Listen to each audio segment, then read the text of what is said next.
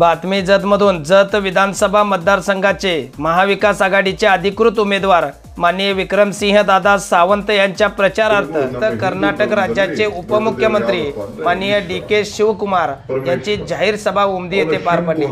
या जाहीर सभेमध्ये बोलताना कर्नाटक राज्याचे उपमुख्यमंत्री माननीय DK शिवकुमार 2 ಕೋಟಿ ಉದ್ಯೋಗ ಕೊಡ್ತೀನಿ ಅಂತ ಹೇಳಿದ್ರು, ಕೊಡ್ಲಿಲ್ಲ। ಉದ್ಯೋಗ ಕೊಡಬೇಕು ಅಂತ ಹೇಳಿ ಇಡೀ ಪಾದಯಾತ್ರೆ ಉದ್ದಕ್ಕೂ ಬಂದು ರಾಹುಲ್ ಗಾಂಧಿ ಅವರು ಹೇಳಿದ್ರು, ಹೆಣ್ಮಕ್ಳನ್ನ ಭೇಟಿ ಮಾಡಿದ್ರು।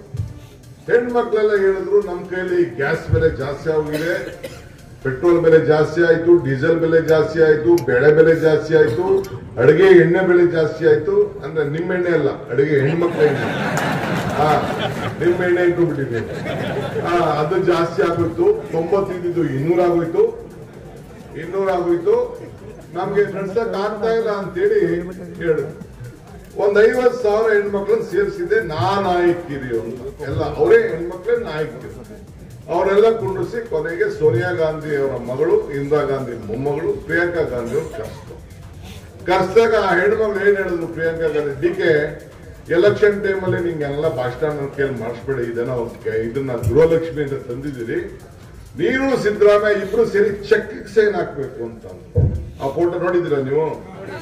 ಇಬ್ರು ಸೇರಿ ಚೆಕ್ಗೆ ಸೈನ್ ಹಾಕ್ತು, ಚೆಕ್ಗೆ ಸೈನ್ ಹಾಕಿ ಆಮೇಲೆ ನಾವು ಗೃಹಲಕ್ಷ್ಮಿ ಅಂತ ಹೇಳಿ ತಿಂಗಳಿಗೆ 2,000 ರೂಪಾಯಿ ಕೊಡ್ತೀವಿ ಅಂತ ತೀರ್ಮಾನ ಮಾಡಿದ್ರು। ಈಗ ಲಕ್ಷ್ಮಿ ಹೆಬ್ಬಾಳ್ಕರ್ ಅವರು ಬಂದಿದ್ದಾರೆ, ಅವರು ಅದಕ್ಕೆ ಮಂತ್ರಿಗಳು। 1,21,00,000 ನನ್ನ ತಾಯಂದಿರಿಗೆ ನೇರವಾಗಿ ಅಕೌಂಟ್ ಹೋಗ್ತಾರೆ, ನೇರವಾಗಿ ಅಕೌಂಟ್ ಹೋಗ್ತಾರೆ। ಮೊದಲನೇ ದಿನ ಏನು ನಮ್ಮ ಕ್ಯಾಬಿನೆಟ್ ರಚನೆ ಆಯ್ತು, ಸಿದ್ದರಾಮಯ್ಯನವರು ಮುಖ್ಯಮಂತ್ರಿ ಆದ್ರು, ನಾನು ಉಪಮುಖ್ಯಮಂತ್ರಿ ಆದೆ, 10 ಜನ ಕ್ಯಾಬಿನೆಟ್ ಇತ್ತು। ಮೊದಲನೇ ದಿನವೇ ತೀರ್ಮಾನ ಮಾಡ್ತು ಈ 5 ಗ್ಯಾರಂಟಿಗಳನ್ನ।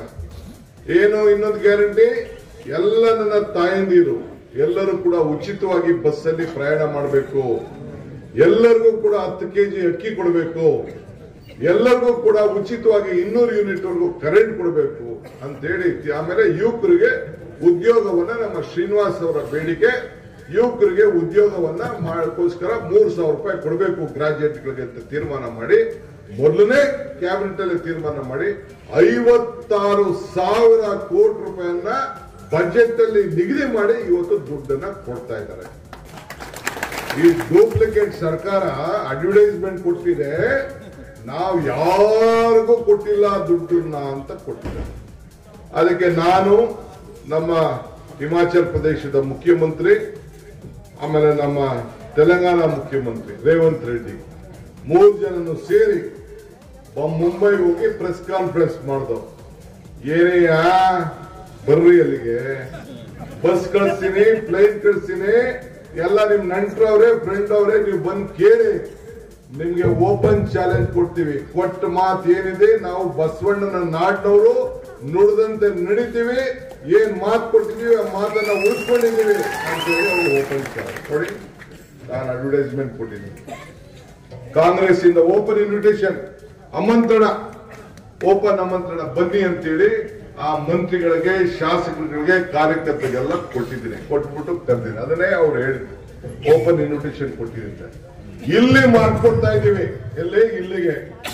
ಈಗ ಮಹಾರಾಷ್ಟ್ರಲ್ಲಿ ಅವ್ರು ಹೇಳ್ತಾ ಇದ್ರು, ಅವ್ರದ್ದು ಬೋಗಸ್ ಅಂತ ಮಾತಾಡ್ತಿದ್ರು, ಬೋಗಸ್ ಅಂತ ಅವ್ರು ಮಾತಾಡ್ತಿದ್ರು, ಬೋಗಸ್ ಅಂತ ಮಾತಾಡ್ತಿದ್ರು। ನಾವು ಇದು ಜಾಸ್ತಿ ಆಯ್ತು, ಮೋದಿ ಅವರು ಹೇಳಿದ್ರು, ಇಲ್ಲ ಜಾಸ್ತಿ ಆಗೋಯ್ತು, ಇವ್ರ ಕೈಲಿ ಮಾಡಕ್ ಆಗಲ್ಲ, ಇದು ಬಹಳ ಸುಳ್ಳಿದು, ರಾಜ್ಯ ಹಾಳಾಗೋಯ್ತದೆ ಸರ್।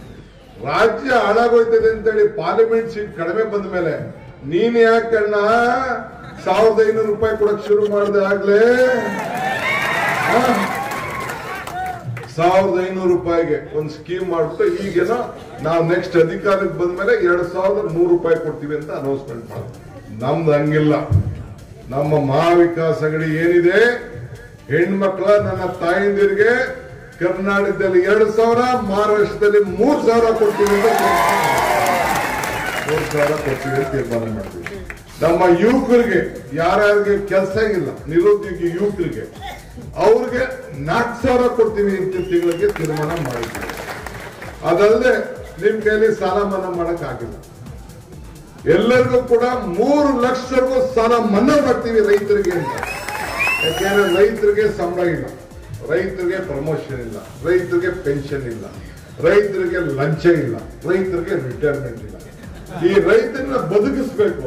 ಅದಕ್ಕೋಸ್ಕರ ನಾನು ಒಬ್ಬ ಮಂತ್ರಿಯಾಗಿ ಇಲ್ಲಿ ರೈತರಿಗೆ ಬೆಂಬಲ ಕೊಡಬೇಕು ಅಂತ ಹೇಳಿ ಬಂದಿದ್ದೇನೆ. ಹಂಗೆ ಈ ರೈತರಿಗೆ 3 ಲಕ್ಷದವರೆಗೂ ಸಾಲ ಕೊಡಬೇಕು ಅಂತ ಹೇಳಿ ಇಲ್ಲಿಗೆ ಬಂದಿದ್ದೇನೆ.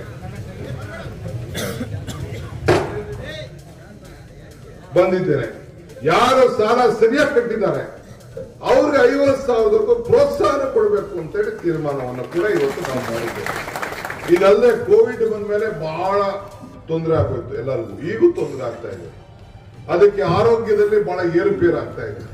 ಅಂತವ್ರಿಗೆಲ್ಲ ಕೂಡ ಪ್ರತಿಯೊಬ್ಬರು ಕೂಡ ನಮ್ಮ ಸರ್ಕಾರ ಬಂದ ಮೊದಲನೇ ದಿನಾನೇ ತೀರ್ಮಾನ ಮಾಡಿ 25 ಲಕ್ಷ ರೂಪಾಯಿವರೆಗೂ ಇನ್ಸೂರೆನ್ಸ್ ಕೊಡಬೇಕು ಅಂತ ಹೇಳಿ ತೀರ್ಮಾನವನ್ನು ಮಾಡಿದ್ದೀವಿ. ಇದಲ್ಲದೆ ನೀವು ಮುಂಬೈಗೆ ಹೋಗ್ಬೇಕು, ದೇವಸ್ಥಾನಗಳಿಗೆ ಹೋಗ್ಬೇಕು, ನಿಮ್ ರಾಜ್ಯದೆಲ್ಲ ಪ್ರವಾಸ ಮಾಡಬೇಕು, ಎಲ್ಲಾ ಕಡೆ ಹೋಗ್ಬೇಕು. ಎಲ್ಲ ಹೆಣ್ಮಕ್ಳಿಗೆ, ನನ್ನ ತಾಯಿನಿಯರಿಗೆ, ನನ್ನ ಸೋದರಿಗೆ ಫ್ರೀ ಬಸ್ ಅಲ್ಲಿ ನಮ್ಮ ಕರ್ನಾಟಕದಲ್ಲಿ ಹೆಂಗಿದೆ ಹಂಗೆ ಮಾಡಬೇಕು ಅಂತ. ಈಗ ನೀವು ಕೇಳಬೇಕು, ಈಗ ನೀವೆಲ್ಲ ಇಲ್ಲಿ ಪಕ್ಕದಲ್ಲೇ ನಮ್ದು ಬಿಜಾಪುರ, ನಿಮ್ ನಂಟಸ್ತನ, ಹೆಣ್ ಕೊಡೋದು, ಹೆಣ್ ತರೋದು, ಸಂಬಂಧ, ಸ್ನೇಹ, ಜಮೀನು ವ್ಯವಹಾರ ಎಲ್ಲ ಇದೆ ತಾನೆ. ಏನಾದ್ರು ನಾವು ಯಾವ್ದಾದ್ರು 5 ಗ್ಯಾರಂಟಿ ಒಂದೇನಾದ್ರು ತಪ್ಪಿಸಿದೀವ ನಾವು? ಹೇಳಿ, ಯಾರು ಒಬ್ರು ಒಂದು ತಪ್ಪಿಸಿದೆ ನೀವು ಹೇಳಬೇಕು. ಆ ಬಿಜೆಪಿಯವ್ರಿಗೆ, ಆ ಡೂಪ್ಲಿಕೇಟ್ NCPಗೆ, ಡೂಪ್ಲಿಕೇಟ್ ಶಿವಸೇನಾಗ ನೀವು ಹೇಳಬೇಕು. ಯಾಕೆ ಸುಳ್ಳು ಹೇಳ್ತೀರಿ? ಅವ್ರಿಗೆ ಸುಳ್ಳೇ ಮನೆ ದೇವ್ರು, ಅವ್ರಿಗೆ ಸುಳ್ಳೇ ಮನೆ ದೇವ್ರು. ಸುಳ್ಳು ಹೇಳೋದು ಅವ್ರು, ಇನ್ನೇನ್ ಬೇರೆ ಇಲ್ಲ, ಬರೀ ಸುಳ್ಳು ಹೇಳುದು. ದಾರಿ ತಪ್ಪು ನಾನು ಹೇಳಿದ್ದೀನಿ ಬರ್ರಿ ಅಂತ. ಅಟ್ಲೀಸ್ಟ್ ಅವ್ರಿಗೆ ಬೇಸಿಕ್ ಕಾಮನ್ ಸೆನ್ಸ್ ಬೇಡವಾ? ಅಡ್ವರ್ಟೈಸ್ಮೆಂಟ್ ಕೊಟ್ಬಿಟ್ಟವ್ರೆ, ಭಾರತೀಯ ಜನತಾ ಪಕ್ಷ ಅಂತ ಅಡ್ವರ್ಟೈಸ್ಮೆಂಟ್ ಕೊಟ್ಬಿಟ್ಟವ್ರೆ. ನನ್ನ ತೆಗೆದ ಅಡ್ವರ್ಟೈಸ್ಮೆಂಟ್ ನಾ ಅದಕ್ಕೆ ಹೇಳ್ತಾ ಇದ್ದೀನಿ. ನಾನು ಎಲೆಕ್ಷನ್ ಟೈಮಲ್ಲಿ ಹೇಳಿದೆ, ಕಮಲ ಕೆರೆಯಲ್ಲಿದ್ದರೆ ಚಂದ, ಕಮಲ ಇದೆಯಲ್ಲ ಕೆರೆಲೇ ಇರ್ಬೇಕದು. ಈ ದಾನ ಧರ್ಮ ಮಾಡುವ ಕೈ ಅಧಿಕಾರದಲ್ಲಿದ್ರೆ ಮಾತ್ರ ಚಂದ. ಆ ದಾನ ಧರ್ಮ ಮಾಡುವ ಕೈ ಅಧಿಕಾರದಲ್ಲಿ ಇರೋದಕ್ಕೆ ಈ 5 ಗ್ಯಾರಂಟಿ. ಯಾವ ಗ್ಯಾರಂಟಿ? 5 ಗ್ಯಾರಂಟಿ. ಅವರು ಎಲೆಕ್ಷನ್ ಏನಿತ್ತು ಅವ್ರದ್ದು, ಅವ್ರ ಪಾರ್ಟಿ ಎಂದಕ್ಕೆ ಭಾವನೆ ಮೇಲೆ ರಾಜಕಾರಣ. ನಮ್ದು ಹಂಗಿಲ್ಲ, ಬದುಕಿನ ಮೇಲೆ ರಾಜಕಾರಣ.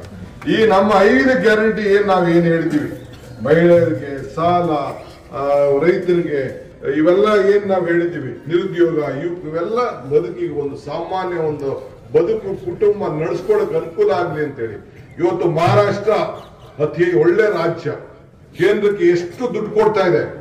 ಆದ್ರೆ ಇವತ್ತು ನಮ್ಮ ರಾಜ್ಯ ಇಲ್ಲಿ ದುಡ್ಡು ಅವ್ರು ನೀವೇನ್ ಕೊಡ್ತಾ ಇದೀರಿ ನಿಮ್ ರಾಜ್ಯದಿಂದ ವಾಪಸ್ ನಿಮ್ ರಾಜ್ಯಕ್ಕೆ ಆ ದುಡ್ಡು ಬರ್ತಾ ಇಲ್ಲ. ನಿಮ್ಗೂ ಬರ್ತಾ ಇಲ್ಲ, ಕರ್ನಾಟಕಕ್ಕೂ ಬರ್ತಾ ಇಲ್ಲ. 2 ರಾಜ್ಯಕ್ಕೂ ಈಗ ಒಂದು ದೊಡ್ಡ ಮೋಸ ನಡೀತಾ ಇದೆ. ಮುಂದಕ್ಕೆ ಅದರ ವಿಚಾರವಾಗಿ ನಾವು ದೊಡ್ಡ ಹೋರಾಟವನ್ನ ಈ ಸಂದರ್ಭದಲ್ಲಿ ನಾವು ಮಾಡೋಣ. ನಾನು ನಿಮ್ಗೆ ಹೇಳೋದಿಷ್ಟೇ, ನಮ್ದು ನಿಮ್ದು ಒಂದು ಬಾಂಧವ್ಯ ಇದೆ. ಅವ್ರು ನಮ್ಮ SR ಪಾಟೀಲ್ ಅವ್ರು ಹೇಳಿದಂಗೆ